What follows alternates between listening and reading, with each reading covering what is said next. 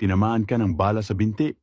Lumilikha ito ng alon ng pagkabigla na kumakalat sa tissue ng iyong katawan, maaari itong magdulot ng panandaliang manhid na hindi ka masasaktan kahit nasa piling na siya ng iba. Pagkat ikaw pa rin, sigaw ng puso. Ilang awit na ang inalay sa'yo, ilang luha na rin ang natuyo.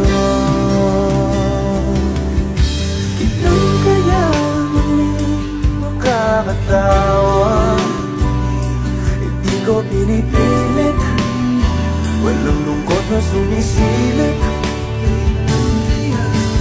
Kailan kaya muling makakamit ang iyong yakap at halik nang hindi sa panaginip?